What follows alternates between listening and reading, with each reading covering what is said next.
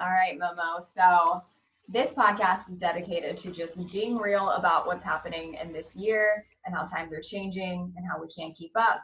And I just wanted to talk to you because I know you've always been outspoken, you're a really creative guy, and we can either start with the really serious stuff as far as, Black Lives Matter movement in Florida. We can talk about what it's like to be surrounded by maybe a lot of people that don't necessarily agree with your beliefs and just navigating that wherever you want to start. Well, if you're gonna ask me about black people, I know nothing. You Oh, yeah? really got you got the wrong person for that one, sister. We can start wherever you would like to start. I will acquiesce to your direction. Okay, So, well, I mean, since I brought that one up, we can talk about it being in Florida. And I think sometimes being in California, I'm a little bit in a bubble. So, what have you seen just as far as the changing times of this year? And how do you, being an on air personality, being an artist, do you try and shy away from that? Do you talk about it? Or what do you do? well, being on a talk radio station, we can't really shy away from. I think. Do I need these headphones on, or would you be able to hear me without them? I Because you mean, don't have they headphones look on, and awesome. But I look like an astronaut. All right, I'll leave them on. You can't really shy away from serious topics, even though with The Bone, as you well know, being a part of it for a brief time, we try and do everything with a slightly a slight bent towards humor and being entertaining. Um, my biggest takeaway from 2020, and I might be diverging from your question, but my biggest takeaway from 2020 is that there is a wholesale lack of comprehension, context, and courage in America right now, do you if you feel will. like Do you feel like you get any backlash from using humor with these type of topics, or do people kind of like that every now and then? I'm fairly insulated. The one of the easiest ways not to get backlash. Now, if you're talking about me on a personal level, that's going to be different from a corporate level, because as far as the corporate level is concerned, we just received this long edict about posting things on social media and about the things that we say and how they can get you in trouble. I'm still amazed by how many people with far greater to lose than I don't understand that just because social media now gives you the avenue to voice what would years ago have been just an unspoken thought, and to now speak it, and then they have to endure the repercussions. Personally, I don't like endure any fallout, because what I've learned is to not let people circumvent the narrative and or engage me in a straw man argument. And what I mean by that is, and I'm fairly articulate with words. If I make a post about something, or if I make a statement, I try and be surgical with it. So if someone then says, well, what about this? And well, what about that? I say, well, that has nothing to do with what I'm stating.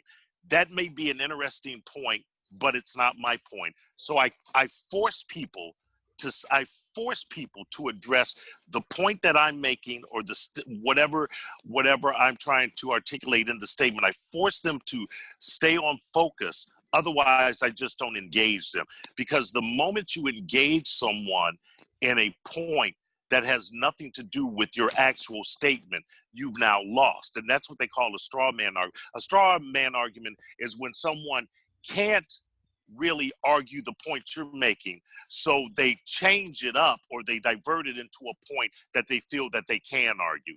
And you'll never win a straw man argument, never at Right. all. So I don't really, I I think when you engage someone, when you engage someone, not necessarily in a debate, but when you engage someone in trying to validate the statement that you're making, you have lost. And I will say on many occasions, I'm sorry that you misinterpreted that my statement was waiting for your validation. It wasn't. And I just don't engage. If I state something, it's true. It's what I believe. It's what I know. And you can agree with it or you can disagree with it, but you're not going to debate me on it. It's not there for you to debate. It sounds like you got to this place mentally because you've had the trials and tribulations along the way. Did it just take basically enough assholes to get to this type of mentality? I didn't know we could say asshole. Can we say asshole? It's my show, Mo. We can do it. The whole world's the whole world's full of assholes. All right. Listen, this is what I would say. Absolutely, there was a time early on when I felt the need to correct people that were wrong, and I quickly realized that I didn't have enough hours in a day to do that, because the world is full of wrong people.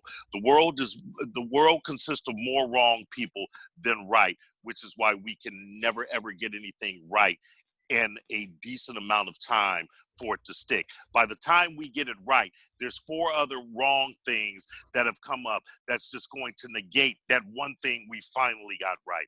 So I did learn. I don't engage in futile pursuits anymore. And trying to convince someone that they are wrong or that you are right, I think it's just a futile pursuit. There are 2 things that I would say along with that. I would say that, and I want to say, it wasn't Dan Rather, but it was a newsman of his legacy, and he said one of the most concise and poignant things that I think I've heard in the last couple of years. He said, "We have become a nation that has decided that ideology is more important than fact," and that was his statement. Now, at the point that fact no longer matters, debate is dead. It's just gone. So it did take me time to come to that conclusion, but I've been happier for it ever since that I did. I was going to say, I imagine you're a lot more at ease when you don't have to take so much, because it does affect us, right? When we have to take our time and energy and working so hard to explain these things to people that ultimately are just not going to see your side, because just as we feel they're wrong, they feel the same way about us. So essentially we're all doing the same thing. We just have different opinions. Absolutely. And the other thing that I was going to say, and you reminded me of it, is I don't have to be wrong for you to be right. And you don't have to be right for me to be wrong, because it really comes down to perspective. But now there are certain situations where one person is absolutely wrong.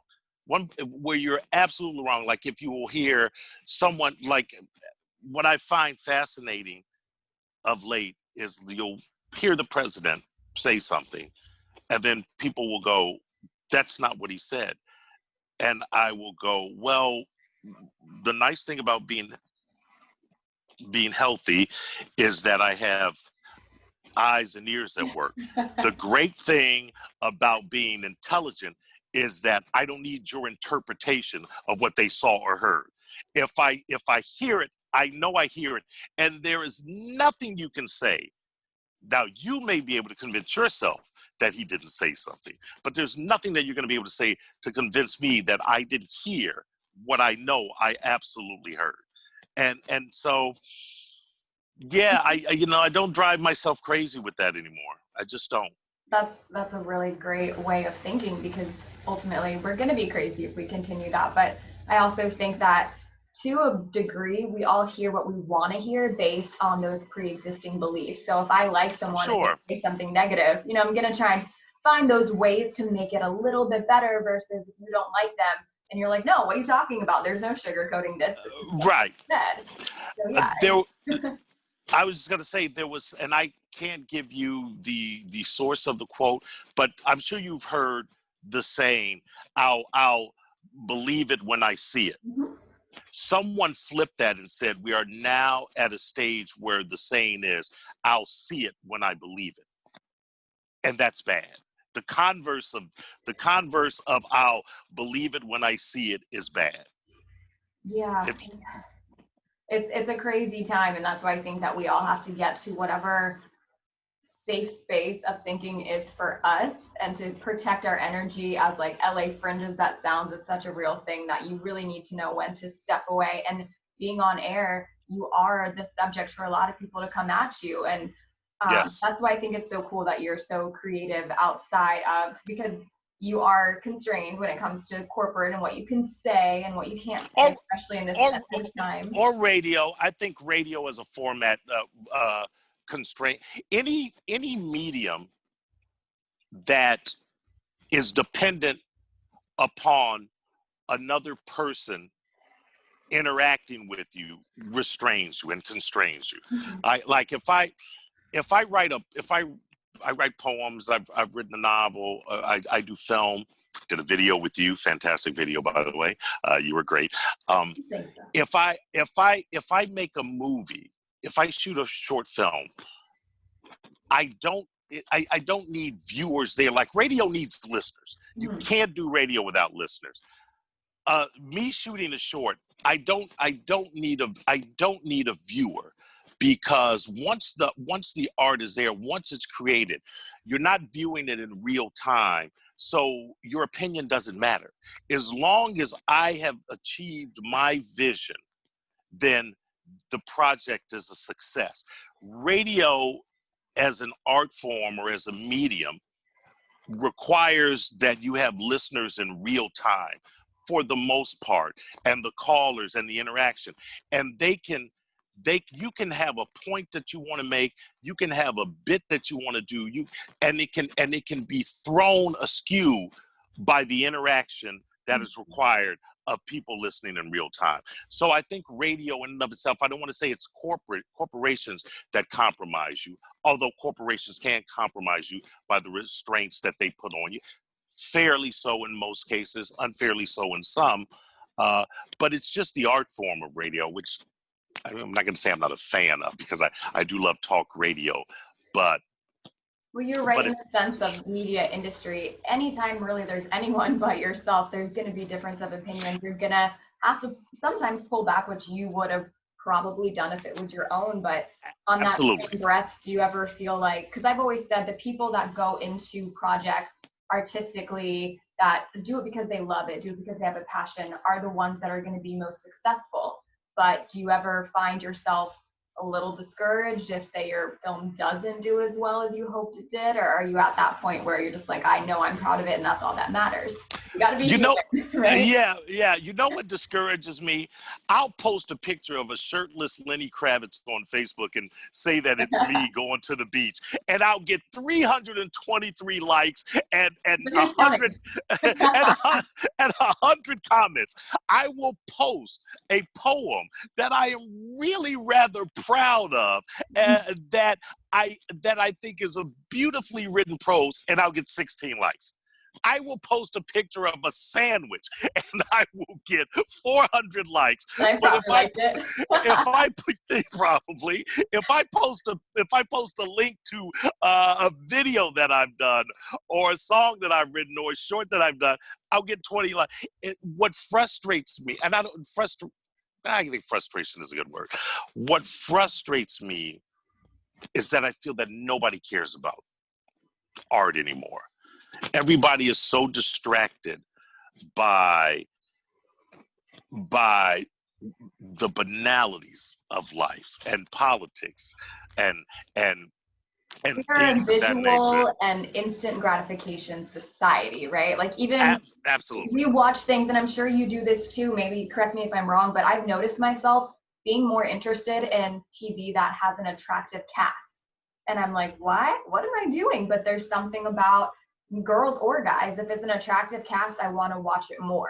So I feel like just the aesthetics of life that we like, a nice sandwich, a shirtless dude, that's gonna grab our attention more than something that's gonna force us to stop what we're doing to read something meaningful, to get into our emotions.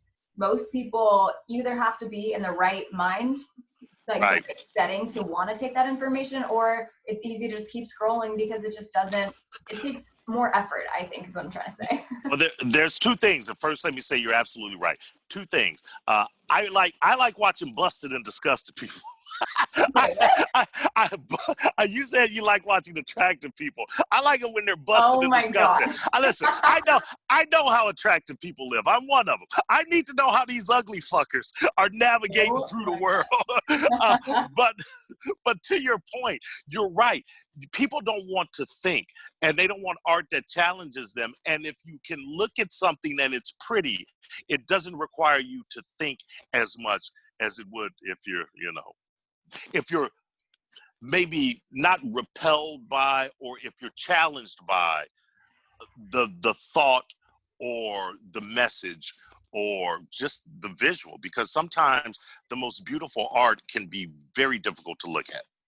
Yeah, absolutely. And one thing about my show that I really do want to touch on is mental health. And I have a feeling that in your work and your creation, just writing scripts and putting it on film, is that a way for you to cope with sometimes getting away from the outside world or just being creative? Is that a way for you to really just get that energy in the right space?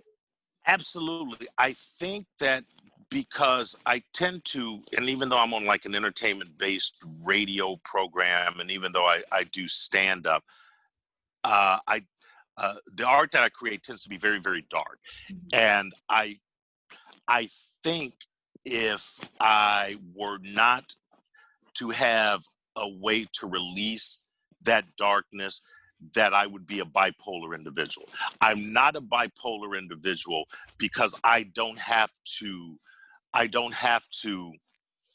contain the dark parts in me to where at any given moment, because I'm so full of them, they just express themselves without me being able to restrain them or control them, which I think is a part of bipolar. I just think bipolar people, they're conflicted inside. Yeah, I'm no psychiatrist or anything, but I think what you have is a conflict of light and dark. And if you don't, I'm fortunate in that everything that's dark within me, I can get out, whether it's in poetry, whether it's in writing a screenplay, whether it's in writing a novel about rape and revenge and redemption, or whether it's writing a short film where about a woman, a man that must watch his wife commit suicide over and over again until And he can figure out how to stop her. instead of seeing that as, because I do believe we all have light and darkness, so instead of seeing that as just a part of being a human, what for you makes you believe it could be bipolar versus just a normal trait? Well, you are right in that we all have light and darkness, but I think it's more than that. I think there's light and darkness within us all, but there are degrees to which some people cannot modulate it, to where they cannot contain it, to where they cannot compartmentalize it, and it fills them up. Your body, your soul, whatever you want to say, can only. I think there's a finite space to how much anguish one can hold, and I think that when you talk about bipolarism, and I think of when you talk about depression, and I think about when you talk about factors that compel someone to commit suicide, I think what they are, I think what they don't have inside of them is not a switch to be able to turn off the darkness, but I I don't think they have the proper release, because you can't turn things off.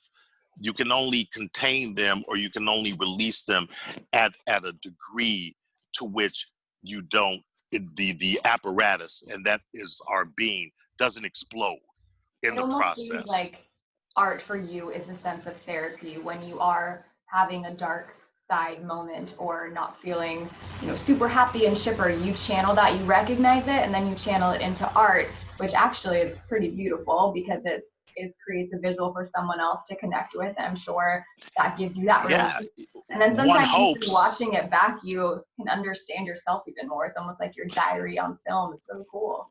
I love listening to sad music, much to my wife's disdain. Uh, Like you're bringing me um, down.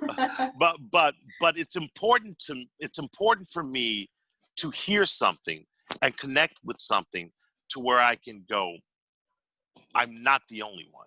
Because I think at the point that someone is compelled to maybe take their own life, that has to be Mhm. the loneliest moment before the end of moments.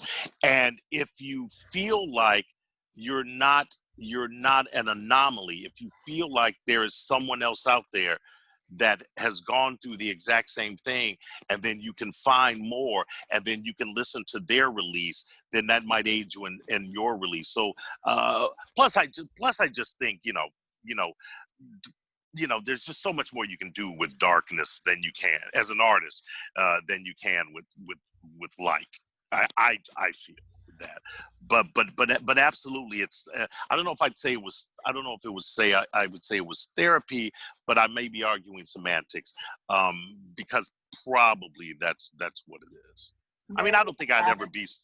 Go ahead.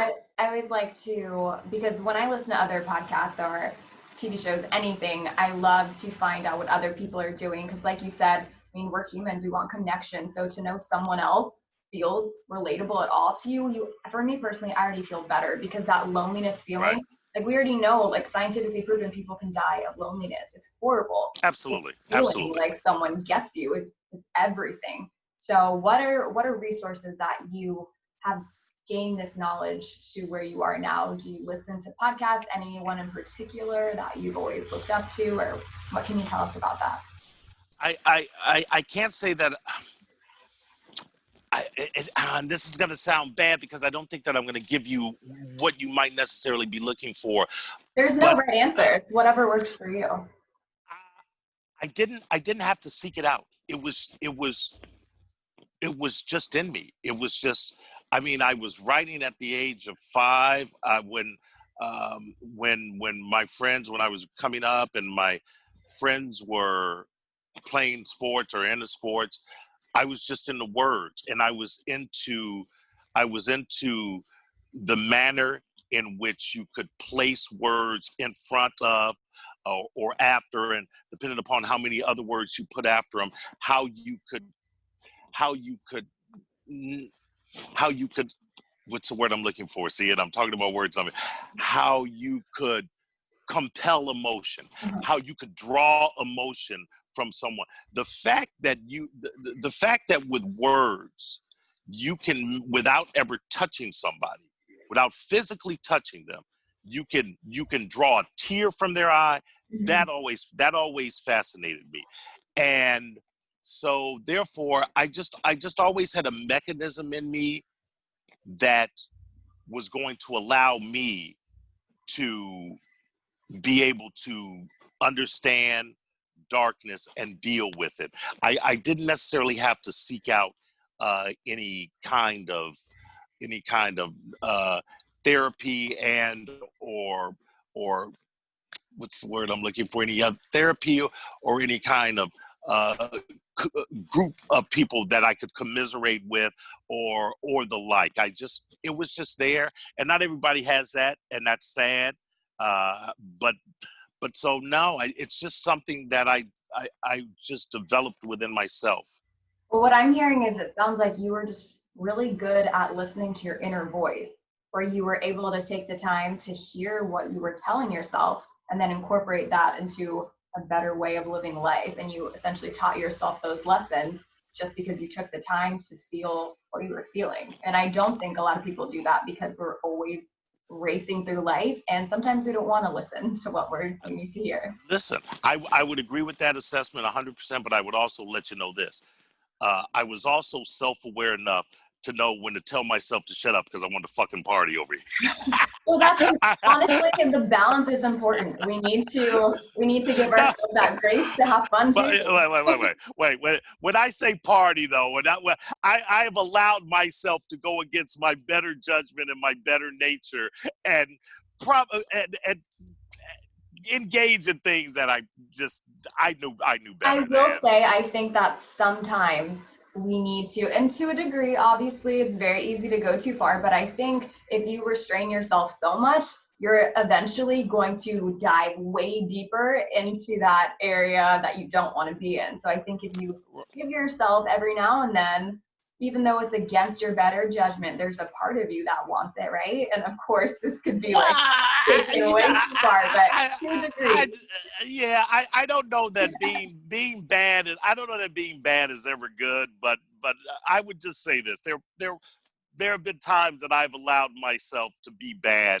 That just goes against the better angels in me. Let's just put it that way. I think if you can come back to self at the end of the day, come back to your truth, then you're doing okay. You know what I mean? Okay.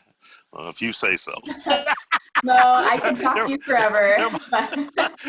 There might be courts in America that would disagree with you, but I mean, someone's always going to disagree, right? Someone somewhere. Absolutely. But I know absolutely. you're a good guy, and I think if you want to have fun every now and then, as long as it's safe and not hurt you. All right. Well, wait, before you try and dismiss me, what is it? How is it that you navigate through depression and or darkness? Because my assumption is because of the subject of the podcast. Is this quantified as a podcast? Yeah. Yes. Okay.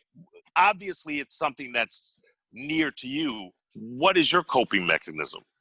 Well, I think I just see so many people that do feel alone, and you see the richest of the rich and the most successful committing suicide. So along the way, I just realized something's not adding up here. This image we're putting out that we want people to see is so fake, and people are literally dying because of it. So I just like the idea of opening conversation, and I like taking away stigma of things that people are afraid of. And I'm still working on it, to be honest. I don't have it all figured out. But you're not answering my question. Okay, so what I do if I'm not in a good headspace? Do you get in a bad headspace a lot? For sure. What I do to start is trying to not beat myself up over it, just accepting that you're having these feelings. And then I just turn to my toolkit of what I know typically makes me feel better. So all right, but no. I need specifics. Hey, your toolkit and I'm feelings. Telling you, breathing is huge for me. I catch myself not breathing all the time. So I have to stop. I have to slow my mind down, and I have to just breathe, and I just try and relax. So do you feel lonely? Do you feel lonely? Not really, actually. I feel like I'm very proud of the people in my life, and I always am thankful enough to say I have someone to turn to. So what makes you feel sad? Not based upon somebody's, not a reactionary sad, not somebody does something or somebody says something, or there's a quantitative reason for you to feel sadness. What makes you, when you wake up in the morning and at some point you just feel overwhelmed with sadness? What triggers you, or what space have you walked into? Typically, I guess I'm thankful to say that it normally is a reaction of something going on around me. So it's typically something, whether it's how a person made me feel, whether it's an events of life, it's something outside of my control. And when I feel like I don't have control, that's when I typically feel anxiety, because I never knew how much I loved to, but I love to control things. So that's my biggest thing, really, is just being more present and knowing that we never had control. We always just had this idea of control, but we never do. So it's just trying to find that balance. And yeah, I guess I am lucky to say that I don't typically wake up upset and not know why. There's always something that triggers me in some way, but you have to be okay with not being able to control those things in life. Well, yeah, you're pretty fortunate in that, and that's a, I mean, that's a self-awareness that belies your age, because you're still just a young girl. Yeah, I'm learning. That's the thing. Well, even doing this podcast, I continue learning, and I think when you stop learning, you die. So I want to always be evolving and just learning what works, and what works today might not work tomorrow, and that's also okay. You know, it's just like really figuring it out as we go. Now, and I'm gonna go back to what you were talking to me about earlier. You're out in Los Angeles, which I lived out there for. It looks like you're interviewing me right now, by the way. No, not at all. I lived out there for a moment, and the pressure to succeed out there, and I've lived around the world. That's an old song reference. You won't know. There's somebody that grew up in the '80s that'll get that. I never felt the pressure to succeed more than I did out there. You're a young girl, beautiful girl, in a land of young, beautiful women. How do you deal with that pressure? How do you not let that overwhelm you? Sometimes I feel like it doesn't affect me at all, and other times I feel like it does. It really just depends. With quarantine, I haven't felt it as much because I really haven't been in so many environments. But yeah, I remember going out for Halloween, my first time having Halloween in LA, and everyone was stunning.